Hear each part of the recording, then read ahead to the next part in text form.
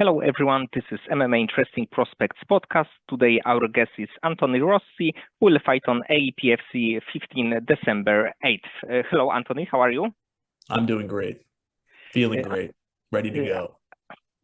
Anthony, we are like a few days away from your fight. It will be against another undefeated fighter. So, if you can tell me, how do you feel just few days before the fight? I feel better than ever. This is a big one for me. This is should be a fight that's pivotal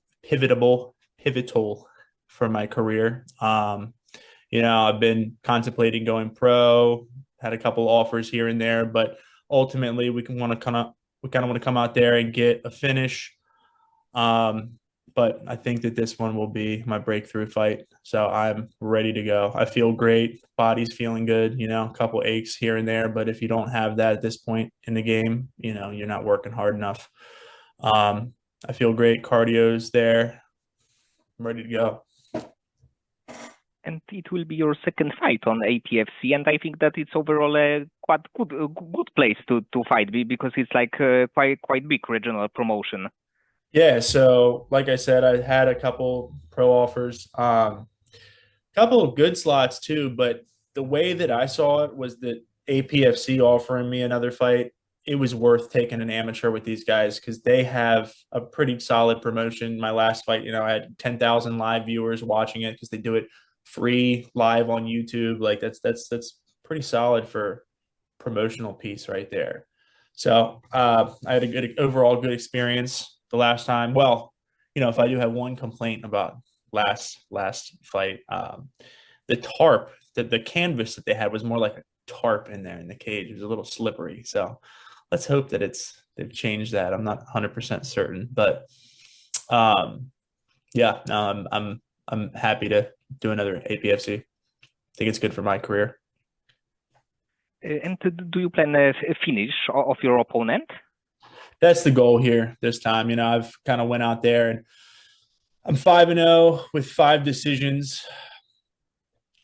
I've been giving my opponents too much respect going out there trying to have a fight with them, and a lot of these guys I've had opportunities to take them out, but I've just went with the flow and take the easy route out, played it safe, win the rounds. The way that I see it, I can beat anybody if I'm playing to win the rounds. I've been wrestling since I was 6 years old. My wrestling background can get me out of a lot of trouble. That's just how the game goes. But this one, we're looking for a finish. I think we're always looking for a finish in this game, but sometimes that's not necessarily the game plan. This time it is. But also the fights in the amateur scene, there are like 9 minutes. So the round is 3 minutes. So sometimes Yeah. even good fighters on the amateur scene, they can finish a fight. And as the pro, they have only finishes because in the end you have 2 minutes more each round. So you can work for a longer period of time.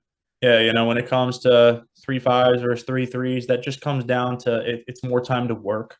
If I get a takedown on somebody a minute and a half into the fight, he's only got 90 seconds to fight off his back. A lot of guys who are mentally tough, they can tough it out for 90 seconds, they can figure it out.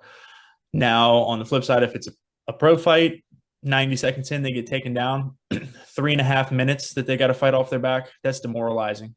Even some of the most mentally tough characters might break given that, 3 minutes left. You get punched in the face nonstop. It's rough. So more time to work at that level for sure. Just make sure your cardio is on point. Be more Right. time to die.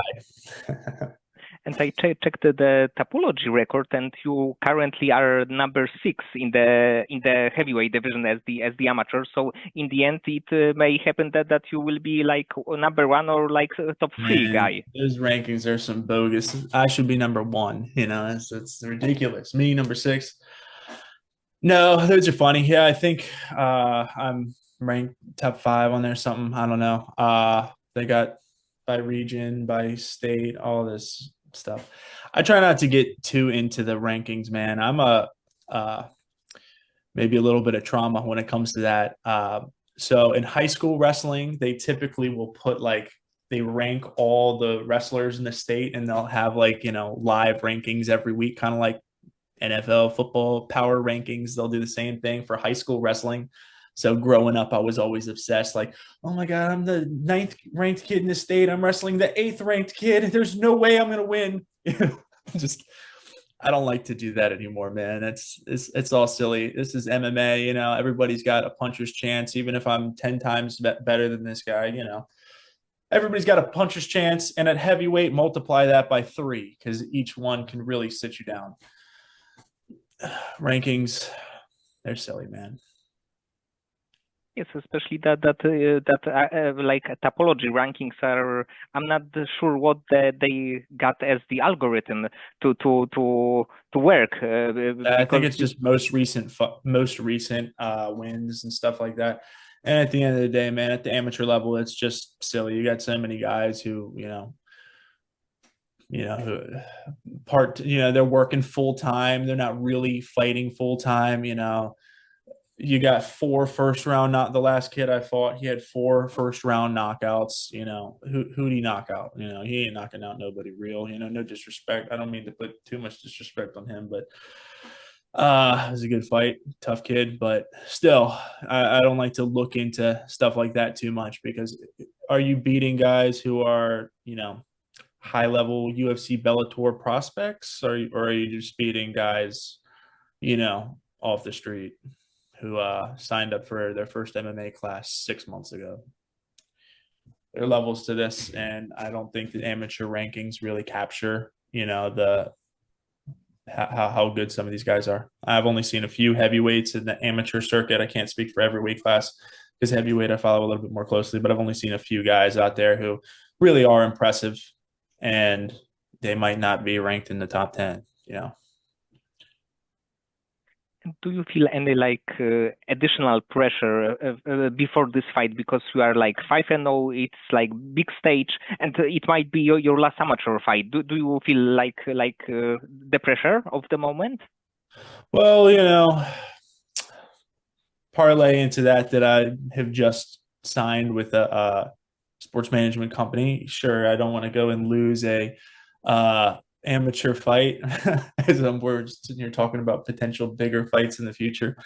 Absolutely not. But as far as the pressure goes, no, I think that my problem is I've had too much pressure going into these fights to just win. And I'm going out there just doing everything, just trying to win. I got to let it go. Like, I got good hands. I think I got some of the best hands out here. And when I'm going out here, I'm clamming up. I'm just trying, especially if I win the first round, I'm playing it safe, just trying to wrestle. I think that I can beat anybody when it comes to a wrestling match. I'm not too worried about that. But the pressure will keep me fighting in a less it'll keep me fighting in a more boring style, not that I really care. At the end of the day, a win's a win. I could be the most boring fighter in the world. Put me against your favorite fighter. I'll make him look like he's boring too, and I'll beat him. But this one, this is going to be a lot more trying to convince myself that it's just more of a glorified spar out there, so I can just let things go and just be ready, have fun while you're getting punched in the mouth by another 260-pound man. Yeah, it's a fun sport. And do you think about possibility of going to light heavyweight division? Maybe not now, but in next few years? Yeah, I eat a lot. I'm in the gym a lot. I really try to keep my weight up above 240, because I'm naturally a little bit smaller. Once I'm 230, once you're 230, you're 225 after hard practice, and your coach is telling you to cut down to 205, So I try hard to keep my weight up there. I could see myself dropping in the near future. I just, I don't want to sound too pompous over here, but I just think that the path to glory at heavyweight is pretty damn easy. You got a lot of guys out here who are, for lack of better words, half fighters, guys who really don't have any under 18 experience, guys who have no real accolades outside of their MMA record, no true martial artists. That's a heavyweight. There's so few former college wrestlers, so few black belts, and and I don't mean to be too disrespectful, but at heavyweight, the black belts a little bit, the jiu-jitsu is different than uh, a smaller jiu-jitsu stud. A heavyweight. It's rare that these guys even be throwing up triangles and stuff. Their legs are too big. There's a lot of moves that don't work on heavyweight. But needless to say, um, yeah. Yes, but that's true that in heavyweight division we have like power punchers, we have like brawlers, the overall strikers. But as the like wrestlers, there's of course in the top 10 like Curtis Blades, who's a great wrestler, but there are not many guys who came from the wrestling.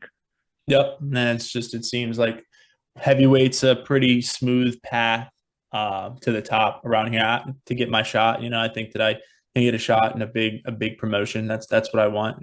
What I do with that, we'll see what life has for me. I feel as long as I keep working hard like I have been and can stay healthy, I think that anything's possible. But I think that light heavyweight and heavyweight both look pretty clear as far as like the regional circuits. Like I really do think that I could make it up there through either. But I think right now at heavyweight, like nobody has an answer for my wrestling. So until I find somebody who has an answer, I think I'm going to stick at heavyweight. But we have talked about going 205. I could definitely go down to 205 if the right offer was presented in front of me. I'm not. I could make the weight healthy in a healthy way, not just cutting 25 pounds of water. I could make it in a healthy way. Give me 3 months. And how old were you when you thought about becoming an MMA fighter? That you know that this is a like dream that you want to pursue. Well, man, my father wrestled at Lockhaven. He wrestled Division I in college, so he had me wrestling when I was 6. So when I was a baby, I was in bars on my dad's neck watching the first UFC fights. Because that's what he did. That's what his friends all loved. He was just a pure wrestler. Always thought like he's just one of those guys rooting for the wrestler. Against anybody, it doesn't matter. So at a young age, I kind of thought fighting was really cool. I wanted to do it. It wasn't really until I got to college when I realized that I was kind of not necessarily the average body type for a wrestler. I had more of that long, lanky kind of fighter build. Um, so around that time, I guess I was 20 the first time that Lloyd Irvin, I stepped into his gym and started working with some of his guys, just kind of working takedowns, going in there to wrestle with some of his jiu-jitsu guys while I was in school wrestling at Mason. Some of the guys that reached out to me got me to go in there, and that's kind of the start to my MMA journey. I'm going in there and kind of getting beat up by these guys that I truly think that I'm like, whoa, these guys aren't wrestlers. I'm way better than them, but they're beating me up. This is weird, you know? So that kind of planted that seed. My brother started doing kickboxing, and I started we would get in fights, and he would throw a leg kick on me, and I'm over here like, man, that hurts. I can't let my little brother, who I have 70 pounds on, hurt me. I gotta. Wrestling isn't everything. Dad, you're wrong. Dad, you left that out. So pretty much, I stopped wrestling. My college career ended when I was 21. So around that time, I think 22, I stepped into a jiu-jitsu room to help prepare me for a post-collegiate wrestling tournament that I had entered. And I ever since I was 22, I started going in and out of jiu-jitsu gyms. By the time I was 24, I had signed up for like full-time jiu-jitsu, and I kind of quickly realized like, my wrestling is, I'm beating all of these guys because of my wrestling. Is this what I want to do? Do I want to just parlay my wrestling with jiu-jitsu and be a jiu-jitsu guy? No, I've always wanted to be a MMA guy. So once I was going in that room 3 days a week, I decided, let's do the whole damn thing. Let's learn how to strike. Let's do it. And Here we are. It's been 5 years and at Disciple, 4 years at Disciple, 5 years overall doing MMA. And right now, how do you feel about your striking? I feel like my striking, I feel like it's really good. I'm very crafty. I spar a lot, so I can have fun out there. When I am in fight mode and I'm playing it safe, just like anybody, it's I'm all right. But I think I do my best when I'm letting it go out there, when I'm flustering my opponent, when I'm able to really start getting my movement going. I feel like nobody can stop me. And I don't just feel like that. That's been proven. I can go with some of the best when I'm opening up. If I'm going to stand there and clam and just play it safe, it's going to be a long night. And if you can tell me more about the gym, your current gym and your sparring partners, who do you have there, and do you also train with the heavyweight fighters? Yeah. So being a heavyweight fighter, it's a little bit different. Most gyms don't have too many pro heavyweight fighters. That's just part of the game. So I go to about 3 or 4 different gyms around the Northern Virginia scene just to wherever I like to work with this heavyweight on Tuesdays. I like to work with this heavyweight on Wednesdays, this one on Saturdays, just wherever I can get to work. So I'm going all over. I do more than most in that sense. I know that, going to 4 different gyms isn't necessarily ideal, but it's what you got to do. I have a couple jujitsu heavyweights at my gym. I don't have too many wrestlers with collegiate experience. So on Tuesdays and Fridays, I go down to Freedom MMA at Johnny Curtis's gym and work with a couple other former college wrestlers and get that wall wrestling in. Twice a week, I'll go up to Lloyd Irvin's to go spar with Tafan, Shelton Graves, my main training partner, and Julio, super stud coming up, fights 205, Julio Brody, out of Baltimore. Um, Disciple, I'm up there. I do my Thai practice. That's where I have my coaches. It's where I'll get my pad work in. That's where they'll make sure I'm getting my cardio workouts. Monitor me, see what all is going on with me that I might not know. Help me out there.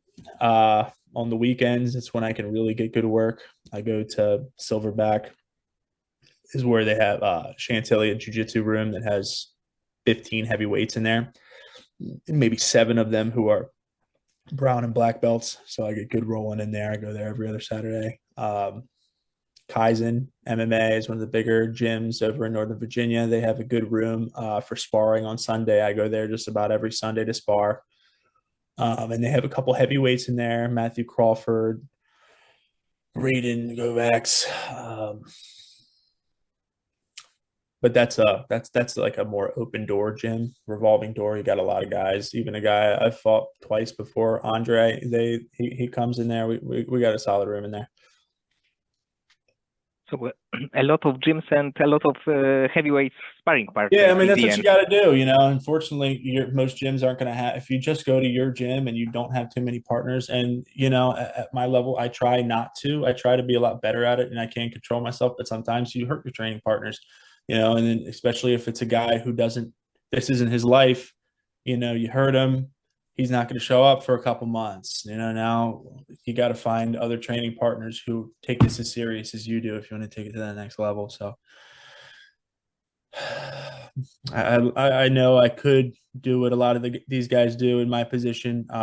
Move out to Vegas, move down to Miami, where there are rooms where they have it's all killers in there. But this is Northern Virginia. We aren't necessarily known for the fight scene around here. I do what I can to make sure that I'm getting quality training partners.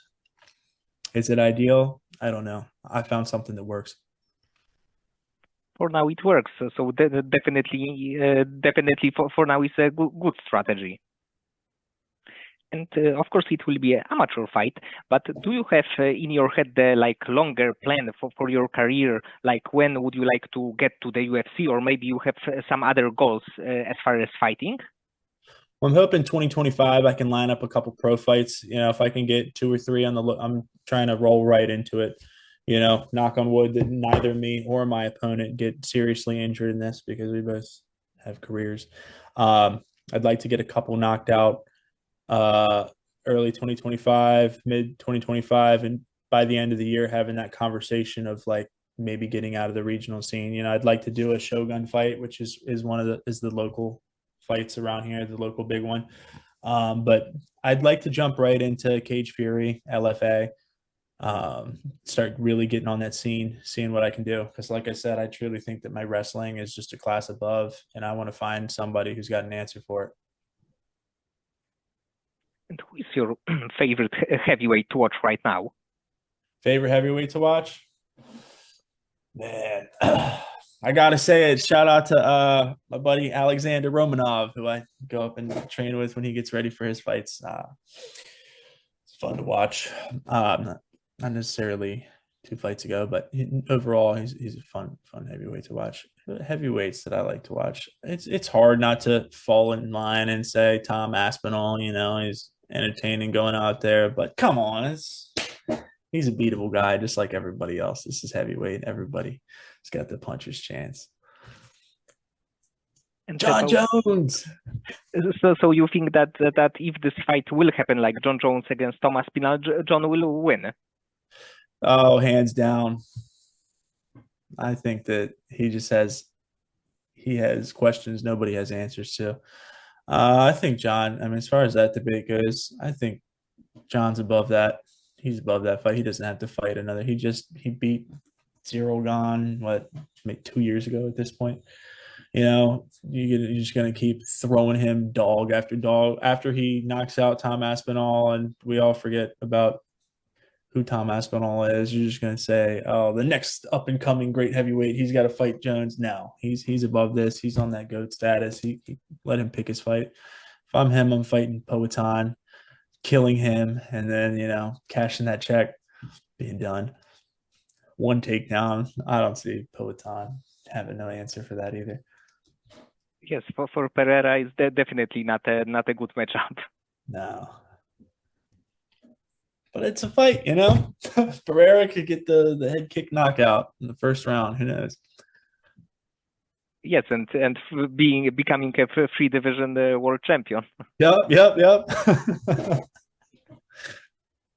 And would you be interested in if the PFL or maybe one opportunity would appear? Would you be also interested in taking one of this kind of contract? Absolutely. I don't know if I'd want to take like a 10-fight contract with one if they got me going out to Japan all the time. I don't know about that, but I would love to fight for an organization, either or. That's awesome. I actually a couple of teammates who are looking at one fights right now. I think it's a really cool. They're a great promotion, and they're gaining so much traction. PFL is great too, and I have some personal connections to the PFL. I've entertained it. I'm not too picky. I've got coaches who fought for Bellator.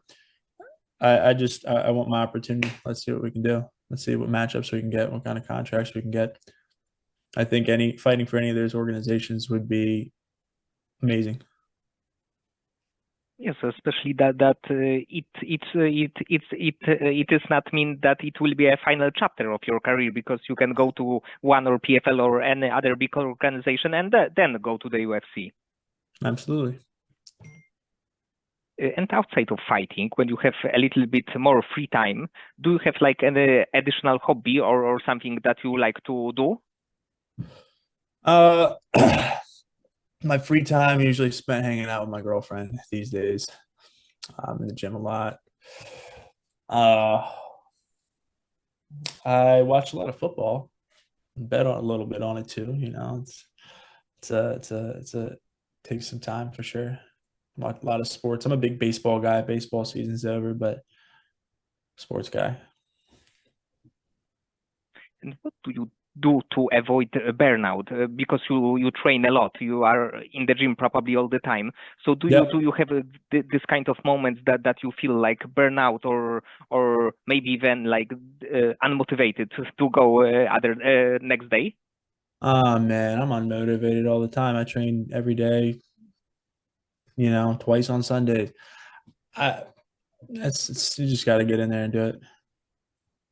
And at this point, I don't really feel like I'm too burnt out. It's just, some days my arm's sore. Okay, well then let's go to the gym and, work legs. I've been throwing too many punches. Okay, my elbows, my tendons are messed up. Okay, let's do something else. Let's work around it. Just I subscribe to the ideology of being in the gym even in your rest day if you can. Obviously if I have something more important, something better to do, yeah, I'll go and take care of that business in my life so that things don't pile up too high. But just get in there. And I'm not at that point. I have so much. I have a strong passion for this, and I have so many goals that I'm not burnt out yet. Maybe talk to me in a couple years, maybe, I'm sure, but right now, like that fire is burning. I'm ready. Okay, Anthony. So many thanks for the conversation.